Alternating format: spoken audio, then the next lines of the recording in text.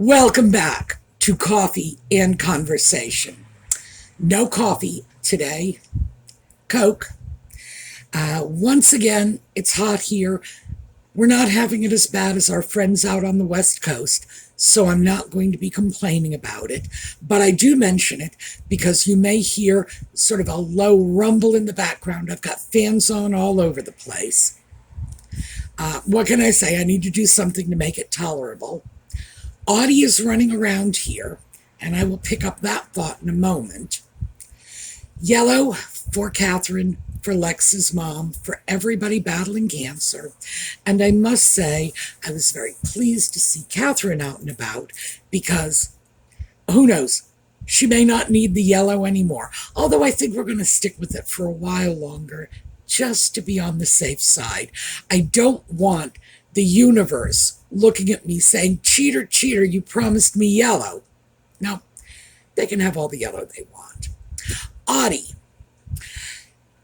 he does not care for the hot weather. And he has been in,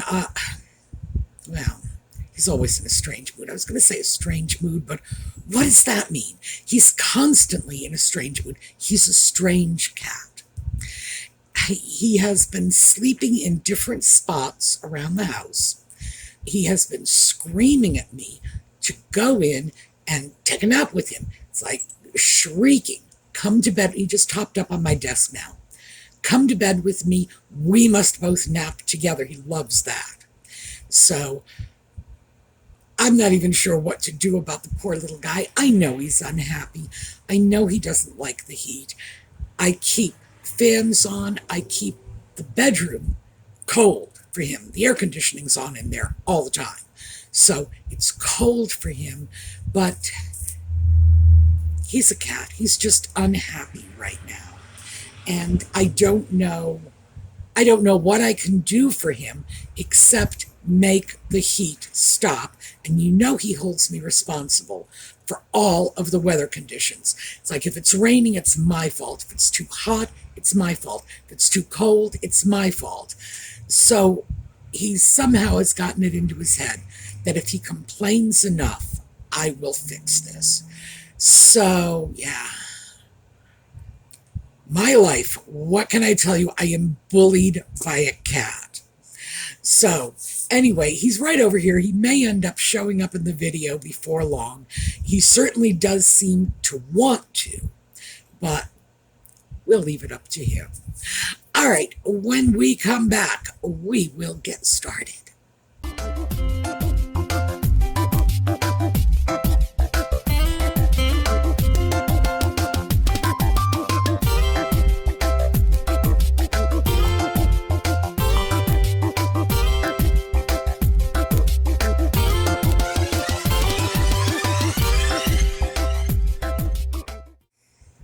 So my latest domestic undertaking, and as you know, I share them all with you, has been combing through my closet, my dresser, and other spots where I may have squirreled away clothing.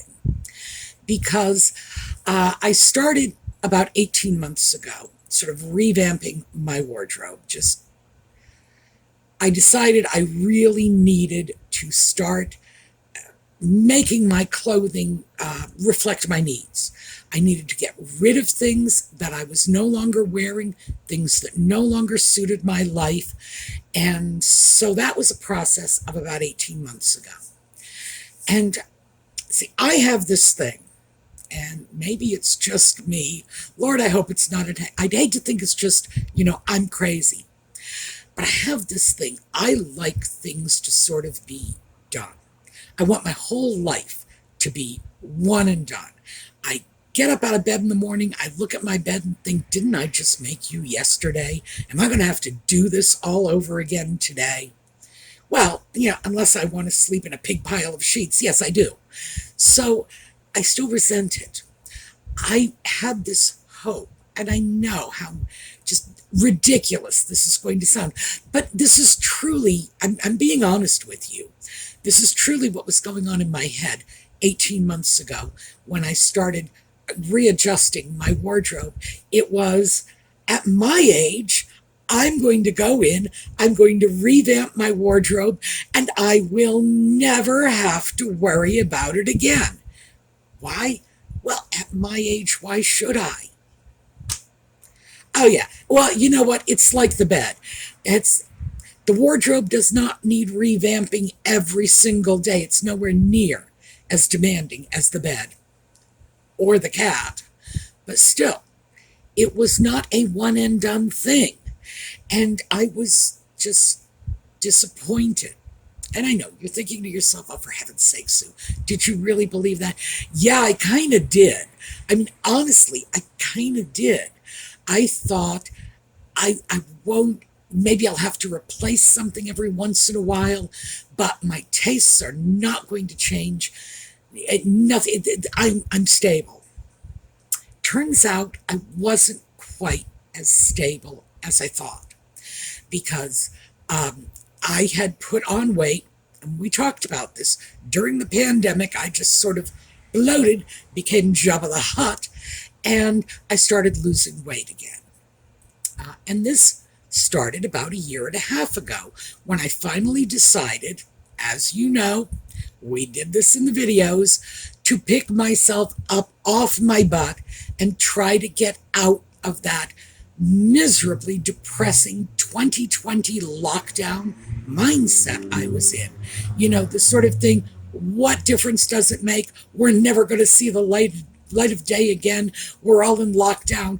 Life is over, and all that chaos that engulfed me during the pandemic. And I know it engulfed a lot of us. It engulfed us in very, very different ways. Our little friend Lex over at Sweet Hister Tea has just done a video this past week talking about what it was like for her being in high school when lockdown came. She was 16 years old in high school. Oh, gee. Congratulations, Lex. No prom, no graduation. Oh, you think you're ever going to go out on a date? Sorry, Lex, not you. So we all have had to cope with this in different ways. All I can say is, well, thank heavens I wasn't a teenager in high school. That must have been brutal. But we all had our bizarre coping mechanisms. And for mine, it was this sort of malaise, this indifference that set in. What does it matter? We're all going to die anyway. And this is odd because I wasn't even sick. So I didn't even consider myself to be a good target for this. So yeah, still, it was that emotional climate of fatalism that crept in. So I put on weight.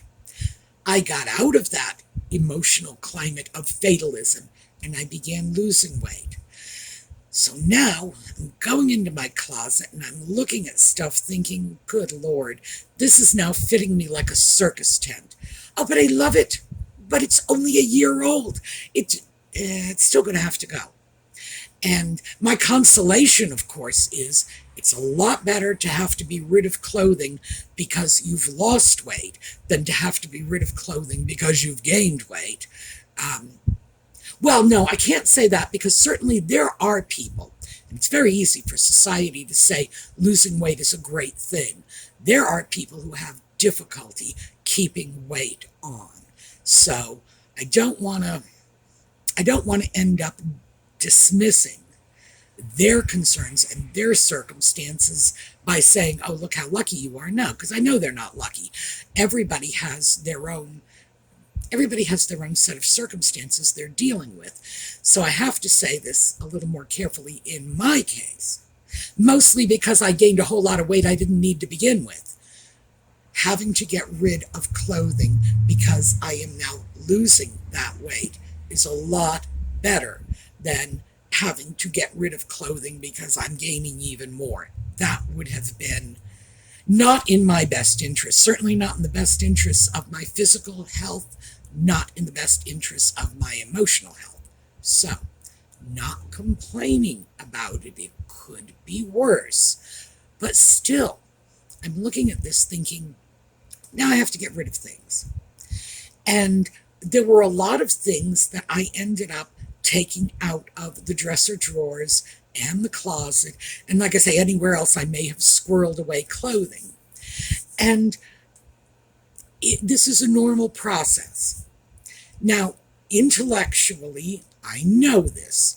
I have always, sort of revamped my wardrobe periodically. I don't like to do it often because I don't like buying clothes. I love window shopping. I love shopping in my mind. But when it actually comes right down to shopping and push comes to shove, it's like, I don't like to have to do this. It's such a chore. But I love the idea of shopping. It's like, I can go through catalogs and I can go through online stores. I can put together wish lists. But when it comes to actually acting on this, not so good about it, mostly because it always seems to me that it's more bother than it's worth. Regardless, I'm at a point now where I have to kind of do this. And so I am going through all of my stuff. Does this still fit?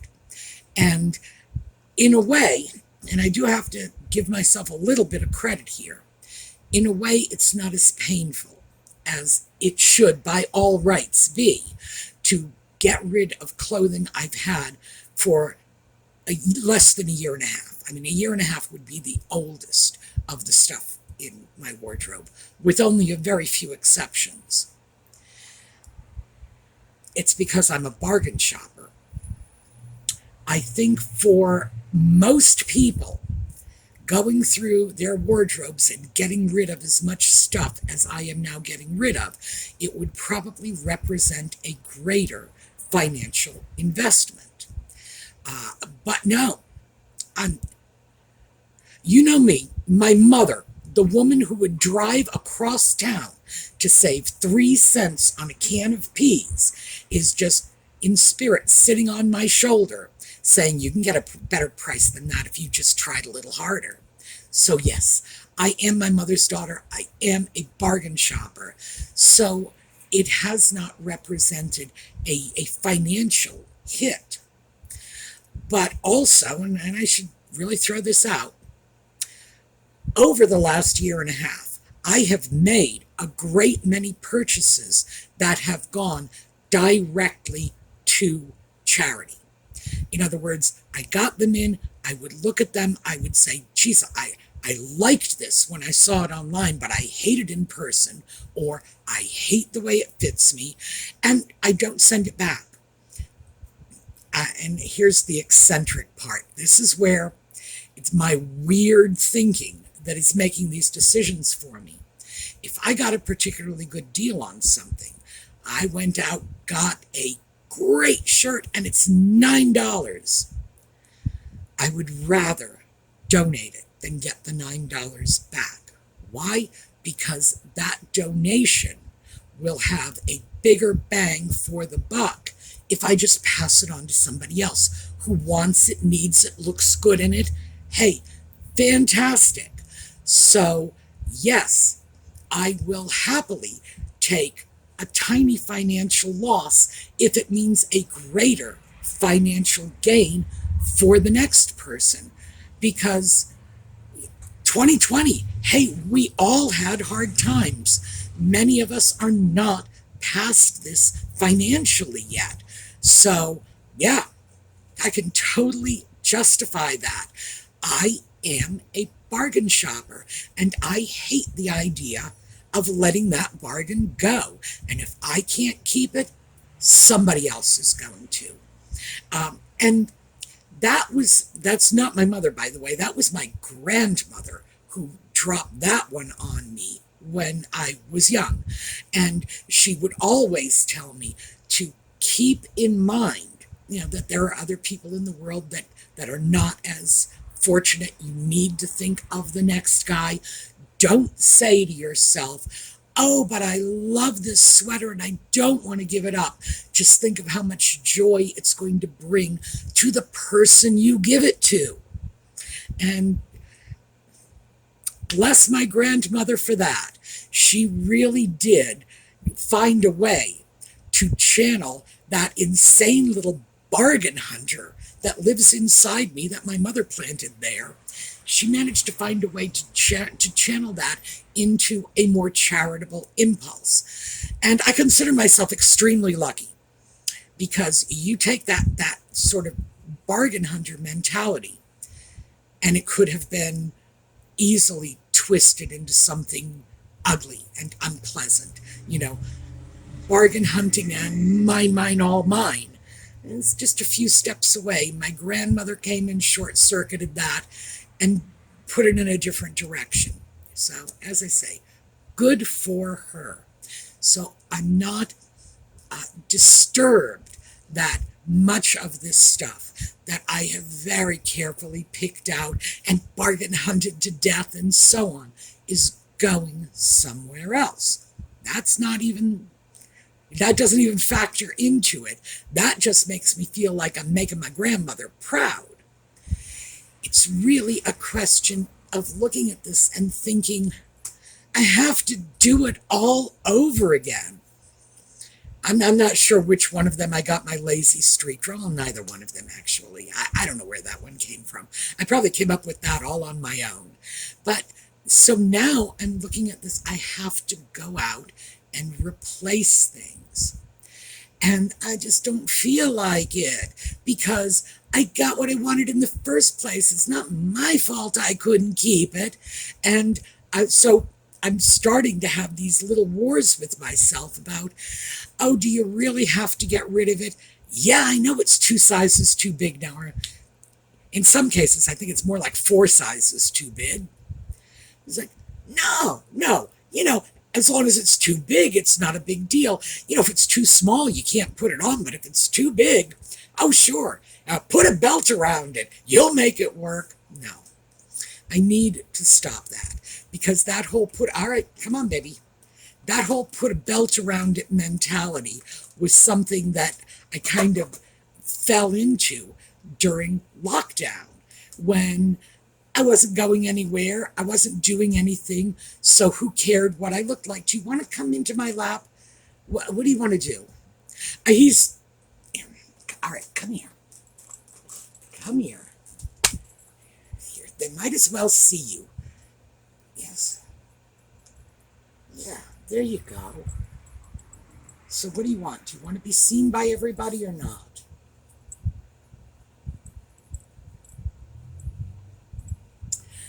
See, I do feel very, very sorry for him, because, like I say, I know he's feeling the heat. I touch him right now. He is warm. He's not feverish. I know, I touched your ear. He hates that, because that's what I do whenever I think he's feverish, and he's like, nope, don't do that. That means a trip to the vet. But he is warm. I know he's uncomfortable, but as you just saw, he's just a sweetie about it. He's complaining, but he's not doing anything except demanding way too much cuddle. So that's what's going on with Audie. I'm glad he did come in and say hi at least, so we got a chance to see him. Back on track. One of the problems I had coming out of 2020, one of the reasons it became important to me to sort of revitalize my wardrobe, is that I just stopped caring what I looked like, because I wasn't going anywhere and I wasn't doing anything and nobody was coming here, and it was part of that whole 2020 insanity. And I know from those of you who have responded in the comments that I was absolutely not alone on this. A lot of us got into that what the hell mindset. And I mean, it was what the hell about everything. There was nothing that was permeating that 2020 gloom. So I don't get to do this anymore. I don't get to look at that shirt that is 4 sizes too big and say, yeah, I'll just tuck it in. It'll be fine. No, I need to stop that, because that is symptomatic of where my mind was at 4 years ago. And it's indicative of that thinking So I need to break away from that. I need not to fall back into those very comfortable and frankly very sloppy habits of, so what? What does it matter? You know, who cares? So I do have to do this, and I do have to continue to revitalize my wardrobe on an ongoing basis. And interestingly enough, I had always done that in the past. Always. Take a few things out, bring a few things in, but never with purpose. It was always just happenstance. Something would go out of my wardrobe because it might have gotten damaged, it might have gone out of style, I might have decided I just don't like it anymore, it didn't fit me the way it used to, whatever. But it was never a planned process. And this was something I began planning a year and a half ago, and then for the last year and a half, I have been working on it. So this is with intent. And this is kind of new for me because my clothing was never something that I put a lot of thought into. I saw something, I liked it, I bought it, I brought it home.